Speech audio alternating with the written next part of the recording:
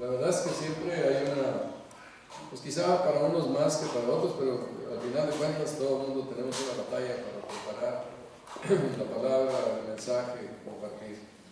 Así que, bueno, esta mañana, con el favor de Dios, seguiremos hablando de la segunda carta del apóstol Pablo, que se zafa de aquí, ¿verdad? De la segunda carta del apóstol Pablo a los Corintios. Al estar estudiando esto, especialmente esta porción que estamos estudiando desde el capítulo 2, capítulo 1 y capítulo 2 que hemos estado viendo acerca de ese conflicto que surgió entre los corintios y el apóstol Pablo y también el equipo del apóstol Pablo, pues quizás no nos da mucha idea, ¿verdad?, de la tremenda lucha espiritual que existía. El apóstol Pablo fue enviado, y voy a repetir esto, el apóstol Pablo fue enviado a la ciudad de Corinto para que predicara el evangelio. Y Dios ahí específicamente le dijo: no temas, habla, predica. Él le dice: yo aquí tengo mucho pueblo. Ahí estaba ese grupo de creyentes, ese grupo de personas que vendrían a la fe, se convertirían, y entonces ellos formarían la iglesia de los Corintios. El apóstol Pablo estuvo trabajando con ellos, y cuando leemos 1 y 2 de Corintios estamos viendo la labor como de 6 años que el apóstol Pablo estuvo haciendo, es lo que yo concluyo, de 6 años que estuvo haciendo con los corintios para edificarlos. Los alcanzó para que conocieran la fe, pero luego tuvo que trabajar con ellos para que se establecieran en la fe en una manera correcta. Surgieron una serie de conflictos y dificultades, y entonces él tuvo que trabajar en esto. Recuerdo cuando nosotros llegamos a la ciudad de Jalapa, mi esposa y yo, a mí me sorprendió que una buena parte del tiempo que invertimos con las personas que alcanzamos para que vinieran a la fe fue resolver problemas matrimoniales. Estuvimos estudiando enseñanzas bíblicas, porciones de la Escritura, temas de la palabra de Dios, pero era muy importante que ellos resolvieran sus problemas para que también pudieran seguir adelante. Creo que algo similar está pasando aquí con los hermanos y con los corintios y el apóstol Pablo. Había que resolver los problemas que estaban surgiendo para que ellos pudieran seguir adelante también en la fe. Como lo dijimos, en su segundo viaje misionero, Pablo llegó y predicó, y ellos vinieron a Cristo. Alrededor de unos 3 años después, el apóstol Pablo andaba viajando, va a Jerusalén, Antioquía, Éfeso, y en ese lapso pues llegan falsos maestros que empiezan a influir en otras personas. Surgen también en medio de la iglesia problemas entre interpersonales, problemas de orgullo, problemas de querer seguir a ciertas personas, etc. Y entonces hay una serie de dificultades que se empiezan a notar en la iglesia ahí a los corintios, y entonces debido a esto el apóstol Pablo escribe una primera carta, y esa primera carta los exhorta para que corrijan. Sin embargo, no pasó así tan fácilmente.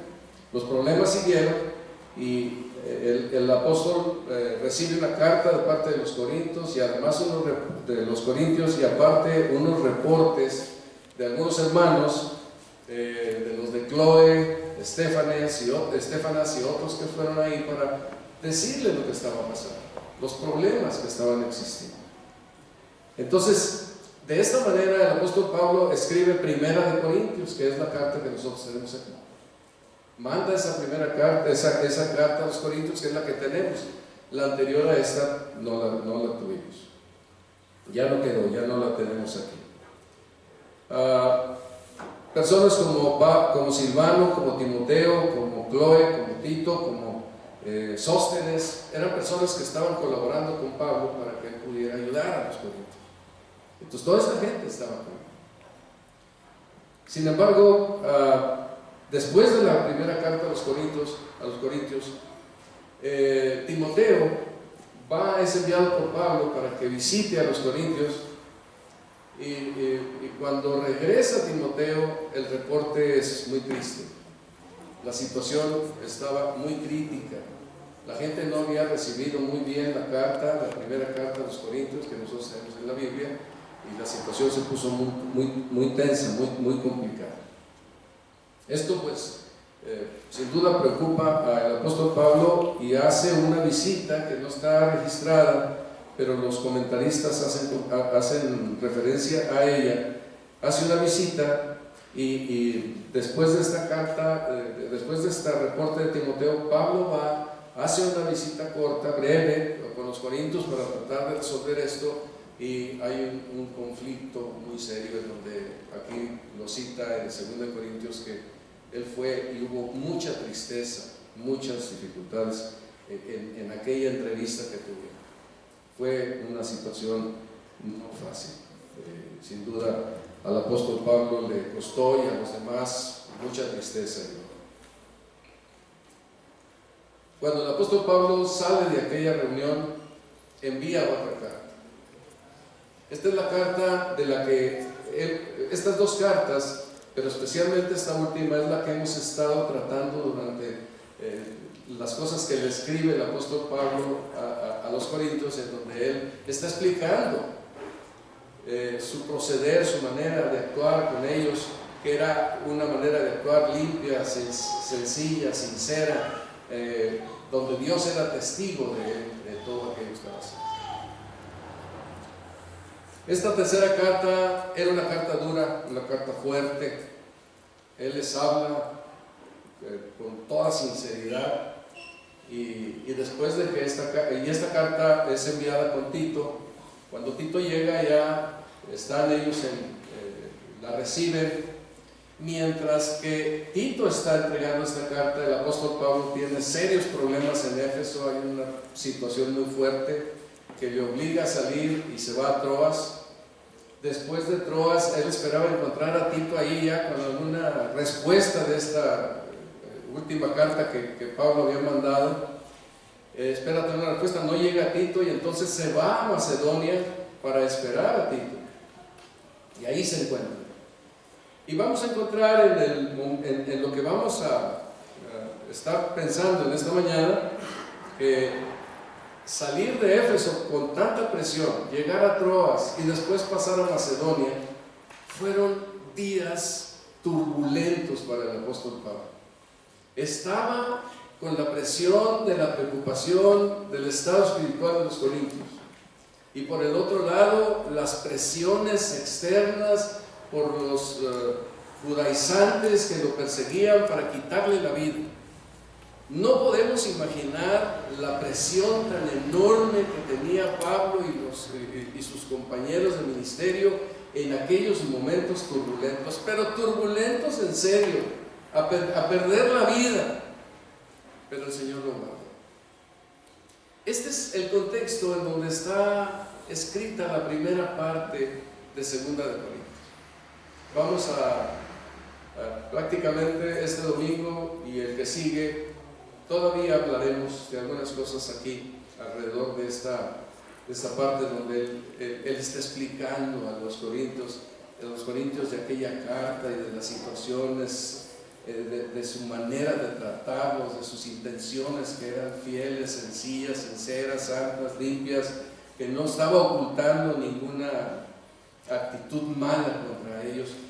Y todo esto, todavía este domingo, el próximo, veremos algunas cosas alrededor de todo esto que sucedió. Es un contexto difícil. Yo no me imagino cómo estaría el apóstol Pablo sufriendo. ¿Qué pasaría con ellos? ¿Cómo reaccionarían? ¿A dónde irían?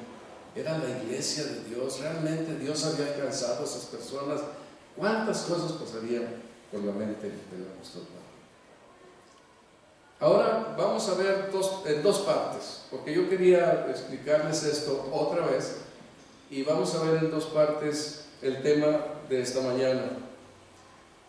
¿Se acuerdan que venimos hablando que la vida espiritual en conciencia sencilla y sincera era la que el apóstol Pablo manejaba, y su equipo también? La vida espiritual en conciencia, de veracidad al hablar, también era otra manera en que Pablo se manejaba. Vida espiritual en conciencia con Dios como testigo. Él estaba ahí presente y era testigo de la forma de vivir del apóstol Pablo. Y vida espiritual en conciencia de benignidad y cuidado por los demás, que fue lo que vimos la última vez. Y ahora veremos, la vida espiritual en conciencia resuelve los problemas interpersonales.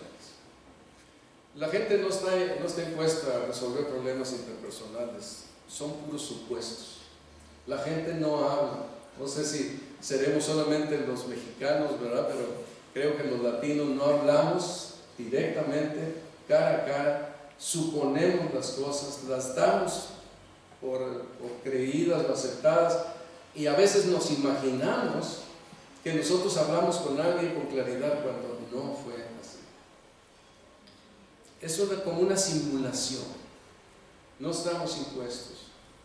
Las veces que yo he tenido o que hemos tenido que enfrentar situaciones de discusión, pues llega a un punto en donde rompemos mejor la amistad y la comunicación en vez de seguir adelante para resolver el asunto. Yo creo que lo que el apóstol Pablo nos enseña ahora es que nosotros debemos aprender a resolver los problemas llegando hasta el final. Porque cuando no se resuelven llegando hasta el final, lo único que queda son amargura, malos recuerdos, dolores, cosas que vienen vez tras vez a nuestra vida y nos llenamos de enojo, de tristeza, de todo esto que nos hace mucho daño. Nosotros debemos llegar al final, y creo que es lo que nos va a decir en esta parte.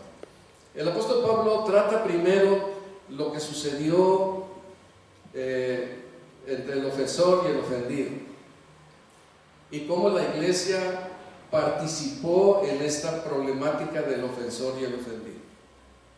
Después vamos a observar un paréntesis, y el próximo domingo veremos cómo el apóstol Pablo escribe una carta dura a los corintios, pero los corintios, los hermanos de Corinto, eran personas que el apóstol Pablo sabía que iban a responder espiritualmente, y la carta comprobó que ellos respondieron espiritualmente.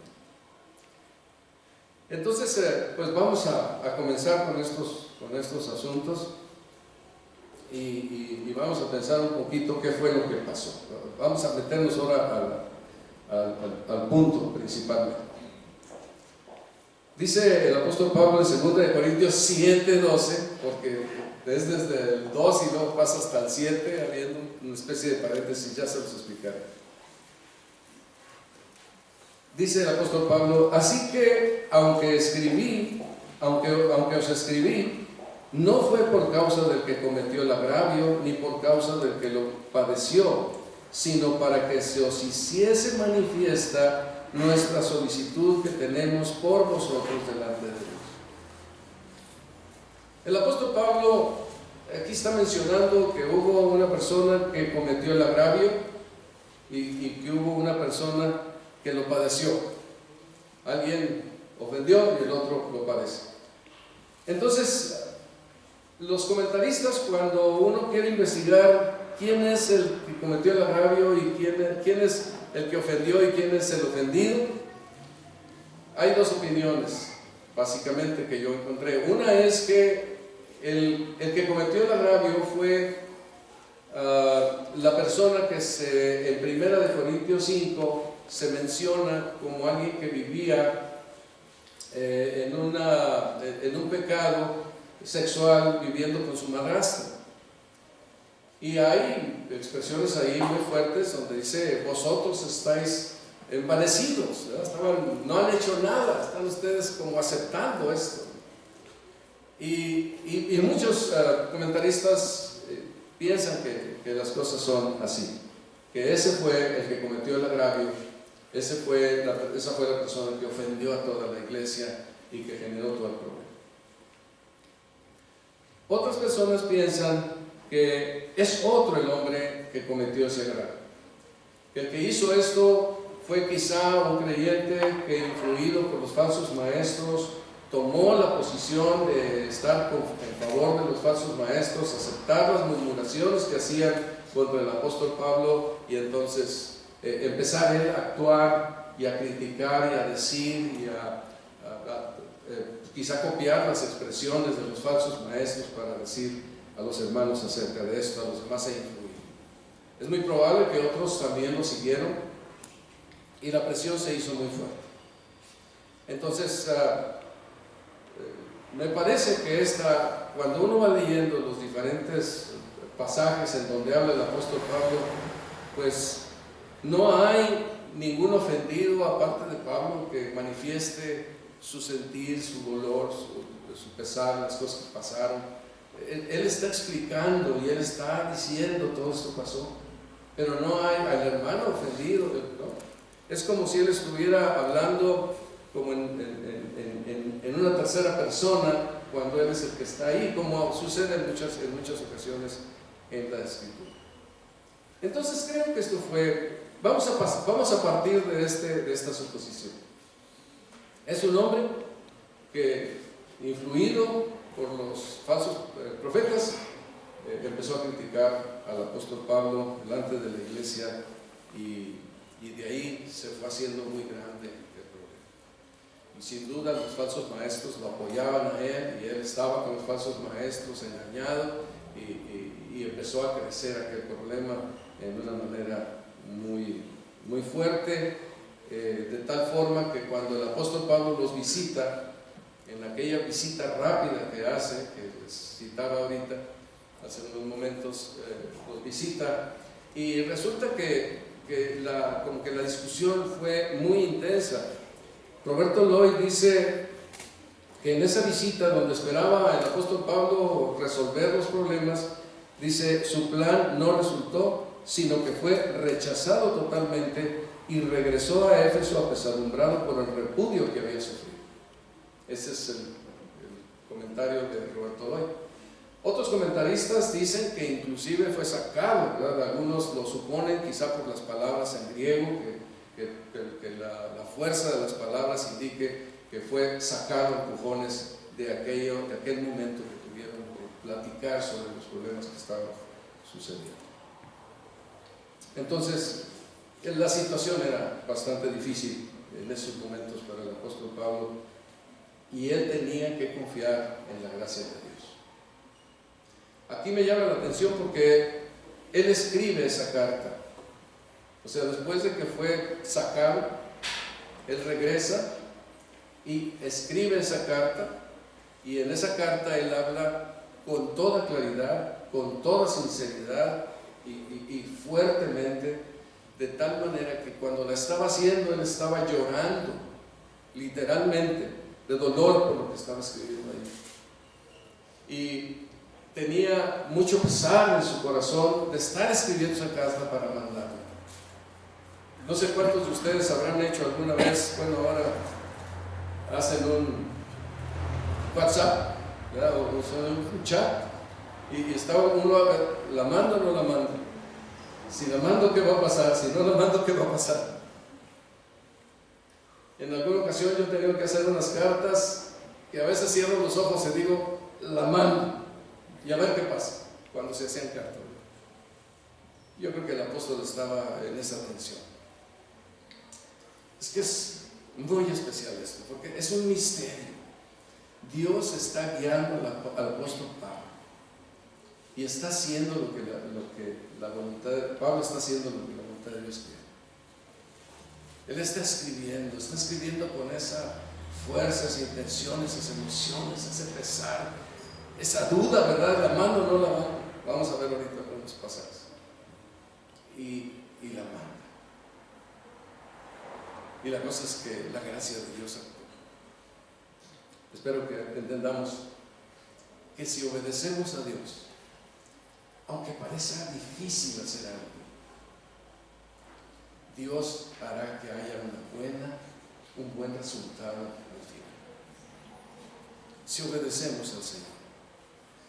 Cuando tenemos que resolver algún problema con alguien, tenemos que hablar con sinceridad.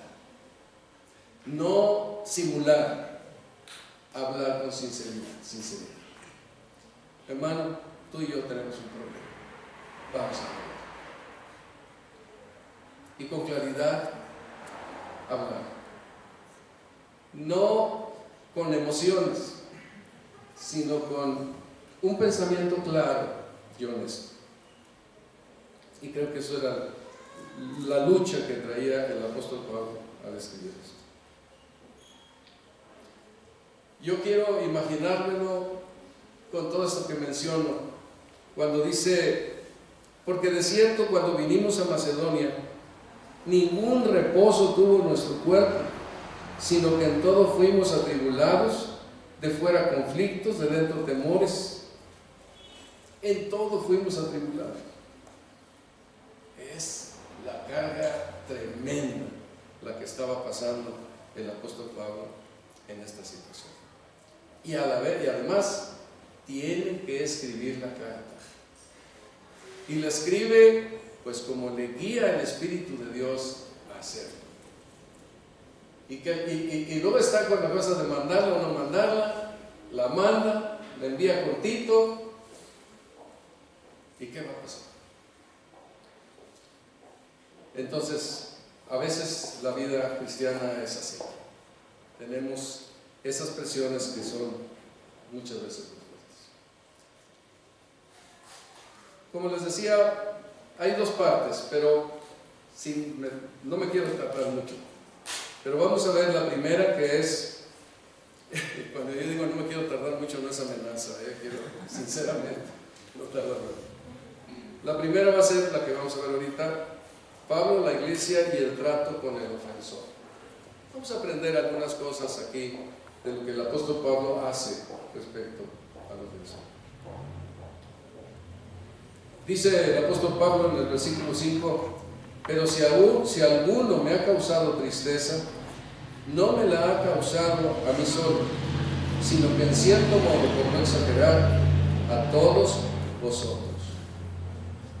Hermanos, considero que es muy importante que a todos nos caiga el 20 de que cuando nos hacemos cristianos no somos entes aislados.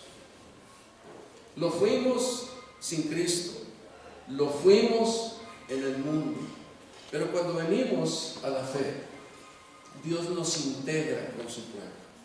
De hecho, iglesia significa puesto aparte. Dios está alcanzando a las personas y las pone aparte del resto. Las pone aparte. Y esa parte es la iglesia del Señor. Para Dios la iglesia es importante. Es la manera, el medio por el cual Él mismo nos instruye y nos edifica para crecer hacia la madurez en la vida cristiana. Los choques que podemos tener en una iglesia local, los desacuerdos, las situaciones ríspidas que pueden surgir, Dios las está usando para hacernos crecer espiritualmente. El error que por lo general se hace es que, no, ya me voy. Entonces las personas salen. No dan tiempo al Espíritu de Dios que haga su trabajo en la localidad donde está. Huir de los problemas no es el camino de Dios en la iglesia y con los creyentes. Enfrentarlos es el camino de Dios. Y la razón principal es porque lo que dice aquí el apóstol Pablo: a mí no me ha causado tristeza solamente a mí, y aquí es donde vemos que él es el ofendido, ¿verdad? No solamente a mí, o no a mí solo, sino en cierto modo a todos vosotros. ¿Se acordarán allá que en el Antiguo Testamento hay una historia que impresiona mucho en Segunda Crónicas 20, cuando el pueblo de Israel va a combatir y va a la guerra confiado porque habían tenido ya muchos éxitos, muchas victorias, pero ellos no se acuerdan, no sabían, porque ocultada, en una forma oculta, en la batalla anterior contra Jericó, un hombre, Acán, codicia un lingote de oro y lo guarda y se queda con él, y ya, no pasó nada. Pero se afectó el pueblo de Israel. Cuando van a combatir a un pueblo menor, inferior de la victoria tan grande que vivieron en Jericó, pues ellos esperaban una victoria segura. y fueron derrotados.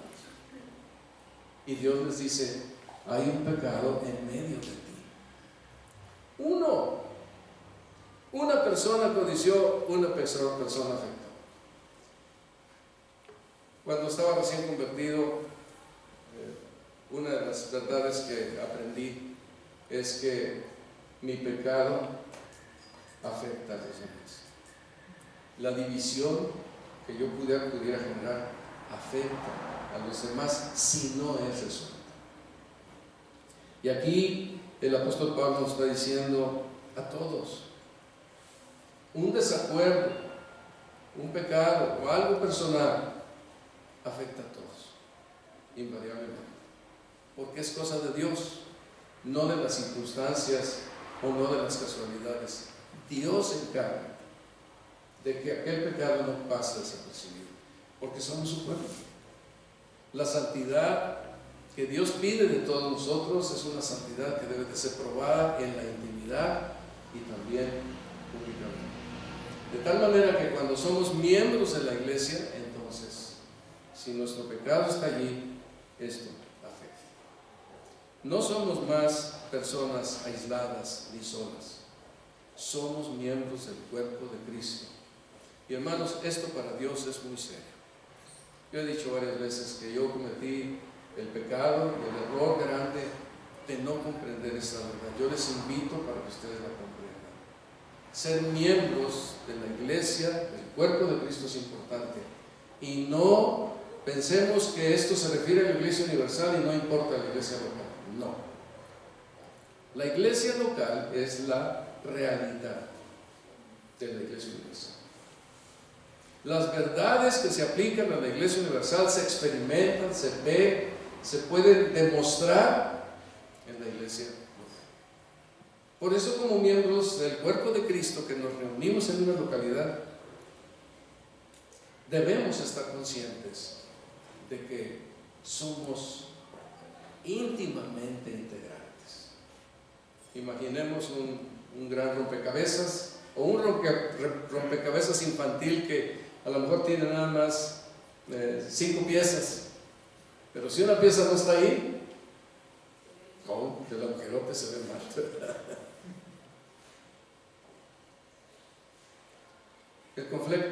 Todo conflicto afecta a toda la iglesia, como declara el apóstol Pablo. Una segunda cosa es que la comprensión del trato de todo conflicto, si no se resuelve inicialmente, debe de ser entonces entendido por toda la iglesia, por toda la iglesia en general. Aquí sorprende lo que dice el versículo 6, cuando el apóstol Pablo dice: le basta a tal persona esta reprensión hecha por muchos. O sea, todos fueron, como dice aquí, afectados, pero a la hora de resolver el asunto no todos participaron algunos.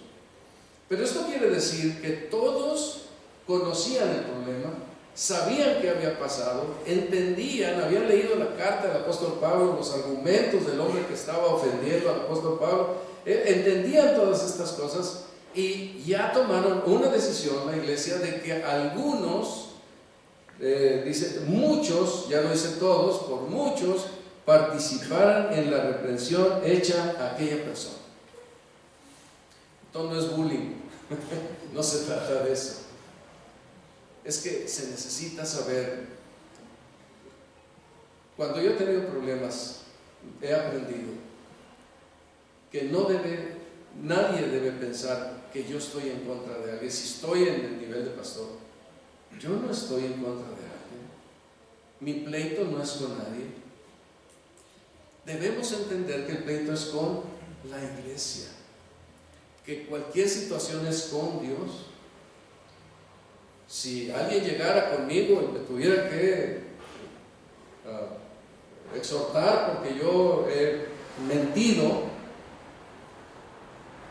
habría un error muy grande si yo pensara lo que pasa es que le caigo gordo a este señor y por eso viene aquí a acusarme de que yo mentí. Pero si son varios los que se acercan conmigo y me dicen, tú has mentido, mira, porque a fulano, y a Roberto, y a Juan, a Pedro, oye, les quedas mal siempre, nunca más. Entonces, y eso no me ofende a mí, esto ofende al Señor, esto ofende a la iglesia. Entonces los hermanos tenían que tener una comprensión de que el conflicto estaba ahí y que ese conflicto principalmente tenía que ver con Dios. Y ahorita vamos a explicar un poquito de por qué tenía que ver con Dios. Nuestros conflictos, hermanos en la iglesia, a pesar de que sean uno con otro, tienen que ver con Dios, su gloria, su honor, su nombre. Podemos mancharlo con nuestros desacuerdos. Por eso Dios nos ha guiado a todos a pensar, pues los problemas se dan, eso no espanta a nadie. Que no se resuelva de la manera de Dios, interpersonales o en un matrimonio, eso sí espanta, eso sí preocupa, y a eso no podemos darle escapatoria, tiene que arreglarse. Y esto nos va a mostrar algunas cosas importantes.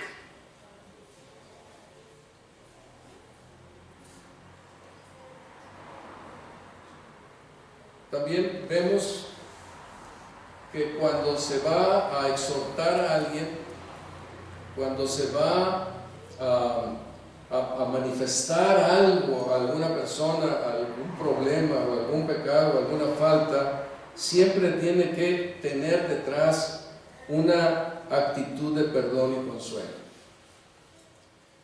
Hay veces que uno, enojado, a veces con sus propios hijos, queremos castigar más para que le duela o más para descargar mi fastidio que para que él aprenda algo y sea corregido. En la iglesia, cuando existen este tipo de situaciones que hay que confrontar, porque hay un pecado que está afectando a la iglesia, tiene que ser con una actitud de llegar al perdón y al consuelo. El apóstol Pablo aquí en el versículo 7 dice, así que al contrario, le basta a tal persona esta reprensión hecha por muchos. Así que al contrario, vosotros más bien debéis perdonarle y consolarle para que no sea consumido de demasiada tristeza. Pues el Señor Jesucristo nos enseñó que cualquier problema entre dos personas se tiene que tratar como dice Mateo 18. Tú y él, solos.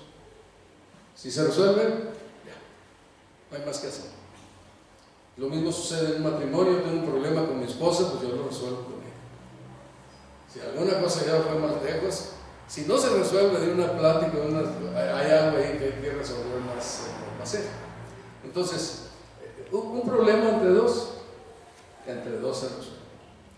Si no, entonces se llevan testigos. A ver, no estamos de acuerdo en esto, yo traigo mis testigos, tú traes los tuyos, vamos a ver por qué no estamos de acuerdo. Ese es el segundo paso que nos instruyó el Señor Jesucristo. Y el tercero es, pues ahora sí digo a la iglesia, que hay un problema muy serio, no puede ir más allá. Y yo creo que esto fue lo que pasó con el ofensor. Le hablaron, entonces todo ese tiempo que duró el problema, que pudo haber sido 3 años de estar con el problema encima, le hablaron y no respondió, llevaron testigos y no respondió, entonces lo dijeron a la iglesia, Pablo lo dice a la iglesia, y entonces ya la iglesia trae una solución. Muchos participan, dice aquí, de esta manera. Pero todos tenían esa actitud de perdón y de consuelo. Dice en el versículo 8, por lo cual os ruego que confirméis el amor para con él. En otra parte dice, así que ahora les ruego que reafirmen su amor por él.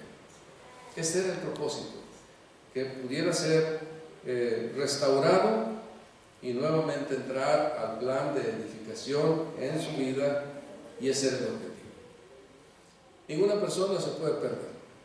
Como oraba el Señor, ¿verdad? Nadie se perdió sino el Hijo de perdición. El que se pierde es porque de plano no puede responder a la vida espiritual, porque no es cristiano. Si alguien es creyente, entonces va a responder a la vida espiritual. Y la vida espiritual le va a llevar a reconocer todas estas cosas que tiene que reconocer en su vida, pedir perdón y seguir adelante para que él siga creciendo y madurando en su vida cristiana. Entonces el apóstol les dice: confirmen el amor para con él. Dice: porque también con este fin os escribí, para tener la prueba de si vosotros sois obedientes en todo. Y hermanos, cuando vienen cosas difíciles como permitir que me exhorten, o exhortar a alguien o hablar con alguien sobre las verdades que hay que resolver, tenemos que mostrar que somos obedientes en todo, si seguimos al Señor, si somos de Cristo. Eso es una demostración. ¿Dónde sale? Ahí.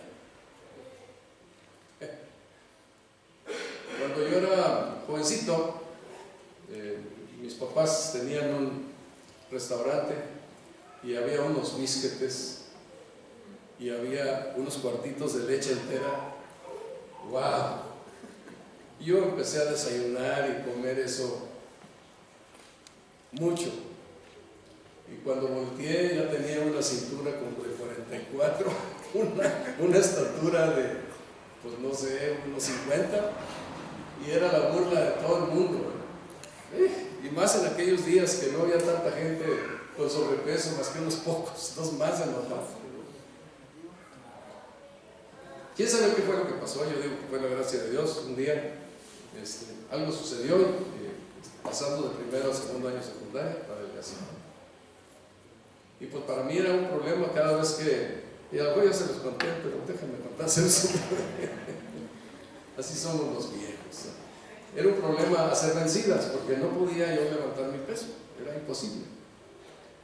Y recuerdo que había bajado de peso y cambió la vida, empecé a jugar fútbol americano, todas estas cosas. Y un día, pues había muchachos ahí: vamos a hacer vencidas y que todos podemos. Y yo me resistía porque no sabía que yo pensaba que no podía hacer aquello, que no podía responder a eso. Pero fue para mí una sorpresa que pude paladear cuando me animé, tomé la barra y me levanté. Y eso fue un descubrimiento de un poder que había en mí que no tenía. Nosotros descubrimos ante los problemas de la vida, ante las dificultades de la vida, descubrimos la gracia de Dios en nosotros. Y sorprendentemente vamos a empezar a responder a la manera de Dios. Porque esto es importante, es muy importante. Para cada uno de ustedes, para mí, cada uno de nosotros debe ser importante que yo reaccione como cristiano. Y donde se ve que yo reacciono como cristiano son en las cosas que suceden. Ahí, aquello que es difícil, complicado, comprometido, y muestro en esa prueba que yo soy obediente en todo al Señor. Entonces Dios tiene ese trabajo que hacer. Ahora, es muy importante, hermanos, porque hay una guerra espiritual que ni siquiera imaginamos nosotros. Hay mucha gente hoy en día que habla de guerras espirituales, ni les hagan caso. La guerra espiritual es algo tremendo, que Dios nos guarda de esa guerra espiritual muchísimo. Todo el tiempo, todo el día, constantemente Dios está guardándonos en esa guerra espiritual que es profunda, que afecta las mentes, los corazones, las voluntades, que nos hace ir a destruir nuestras vidas, ir a destruir el mensaje de Dios, el testimonio de Dios en nosotros, ir a manchar su nombre. La guerra espiritual es brutal. Y esa guerra espiritual es de Satanás contra el reino y el trono de Dios. Cuando estaba preparando el tema, el mensaje, me hizo pensar Bueno, la frase, debo leerla, dice: por lo cual os ruego que confirméis el amor para con Él, porque también para este fin os escribí, para tener la prueba de si vosotros sois obedientes en todo. Y al que vosotros perdonáis, yo también, porque también yo lo he perdonado. Si algo he perdonado, por vosotros lo he hecho en presencia de Cristo. Y luego agrega: para que Satanás no gane ventaja alguna sobre nosotros, pues no ignoramos sus maquinaciones o artimañas. Hay una historia, y con esto voy a terminar. Hay una historia ahí en el Antiguo Testamento en donde hay una guerra entre Amalek y el pueblo de Israel. Es en el área de Refidim, y Moisés sube a un monte y entonces levanta, recordarán ustedes esto, ¿verdad? Levanta las manos, y Josué está peleando la batalla y Moisés está en el monte levantando las manos, y ahí vemos que él está juntamente, que Aarón y Hur están con él y le sostienen las manos, porque si Moisés baja las manos, entonces Josué pierde, y si levanta las manos, entonces Josué va ganando la batalla. En casi todas las batallas que vemos que se libra el pueblo de Israel contra los enemigos, vencieron. Casi no hay detalle, pero aquí todo el día están batallando. Es algo que está constante ahí y no pueden descuidarse de ninguna manera. Moisés, Hur y Aarón no pueden descuidar en mantener las manos en alto. ¿Qué esfuerzo significa esto? Moisés se cansó y tuvo que sentarse y le tuvieron que ayudar a levantar las manos, porque todo el día con las manos levantadas, si se le empezaban a bajar, perdía Israel. Entonces tenía que estar con las manos levantadas. Y dice que en el pasaje dice: y Moisés edificó un altar y llamó su nombre Jehová Nisi, y dijo: por cuanto la mano de Amalek se levantó contra el trono de Jehová, Jehová tendrá guerra con Amalek de generación en generación. Me hizo pensar que lo que estaba en Amalek era Satanás mismo, atacando al pueblo de Israel. Si él podía destruir al pueblo de Israel, una gran ganancia él tendría contra todo el plan redentor de Dios. Pero esta guerra, dice aquí, de generación en generación sigue. Todavía estamos nosotros ante estas batallas. Tenemos que obedecer al Señor en lo que Él nos manda como iglesia, porque si no, Satanás puede ganar ventaja sobre nosotros. Y no queremos que gane ninguna ventaja sobre nosotros, porque no ignoramos sus artimañas. Y este asunto es muy delicado. La relación entre los creyentes. Este asunto es muy importante. No podemos dejarlo que se escurra, no podemos minimizarlo, no podemos olvidarlo, porque Satanás está trabajando todo lo que puede en estas cosas. Yo creo que esta guerra, esta actitud de Satanás levantándose contra el trono del Señor, se levanta contra la iglesia, y la iglesia es el nombre de Dios. Yo creo que Él gana muchas batallas en muchas iglesias, y vemos cómo el nombre del Señor en muchas ocasiones está verdaderamente manchado por testimonio de creyentes que se sacan la pistola, que se enojan, que se golpean porque tuvieron una reunión de negocios. A veces hay unas guerras enormes por el poder, porque yo soy el pastor y el otro no es el pastor, y yo sí, y aquel no. Es una cosa que mancha el nombre de Cristo. No mancha el nombre de los pastores, no mancha el nombre de las personas, mancha el nombre de Cristo. ¿Qué importan las personas? ¿Qué importan los pastores? Lo que importa es el nombre de Cristo, es el trono del Señor. Cuando nosotros somos obedientes en todo, estamos mostrando que el trono del Señor está bien puesto en cada uno de nuestros corazones. El trono del Señor está ahí. Y yo te obedezco, Señor. Yo estoy a tus órdenes. Satanás tiene esta guerra. Y no ignoramos sus maquinaciones, porque trata de traer este problema al punto de que no se resuelve. De que no se resuelve.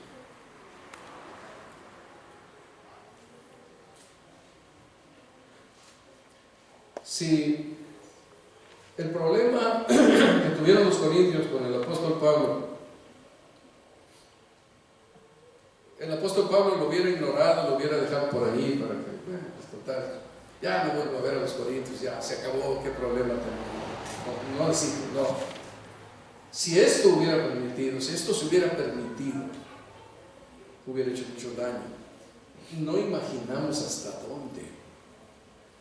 Cuando estamos viendo esto que sucede aquí, debemos recordar que esta guerra de Satanás contra el trono del Señor deseaba que el ministerio de los apóstoles fuera afectado. No era nada más atender el problema que había surgido ahí entre un grupo de personas. Era más, la autoridad de Pablo podía quedar en entredicho. Y una persona que iba a escribir 13, ya había escrito varias, y iba a escribir todavía más epístolas para que las personas creyéramos esas epístolas, tenía que llevar la autoridad de una vida intachable delante de todos los demás. Él no podía fallar en esto. Y creo que el apóstol Pablo lo entendía y a eso se dedicó. No podía fallar, iba más allá. La autoridad de Dios de Pablo podía quedar en entredicho. Su calidad de apóstol de Jesucristo por la voluntad de Dios, que imagínense dónde quedaba. Ese es el apóstol de Jesucristo por la voluntad de Dios, no vale 3 cacahuates. No podía hacer eso. Y también afectaría la entrega de la palabra de Dios a las iglesias. La mayor parte de las epístolas del Nuevo Testamento pues fueron escritas por el apóstol Pablo.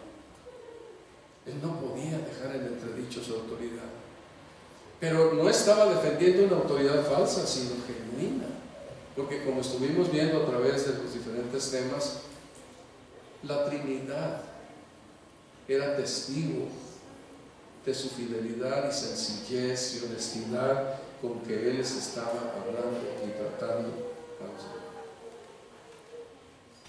Hermanos, demostremos que somos cristianos. Confío, yo creo que no tenemos problemas, que las cosas están en paz, pero no ignoramos las maquinaciones de Satanás. Si hay problemas, pues tenemos que tomarnos de la palabra de Dios y hacer lo que la palabra de Dios dice. Si no hay problemas, agarrémonos, porque pueden venir. Y puede haber alguna diferencia o un sentimiento encontrado entre dos, o algún problema de alguien, ¿verdad?, que tenga una situación ahí en su familia que pueda afectar, en mi familia que pudiera afectar. Entonces, estemos preparados para que cuando surjan estas cosas las tratemos a la manera de Dios, a la forma en que Dios las hace. Creo que es una parte importante para tomar nosotros en cuenta. Pensemos que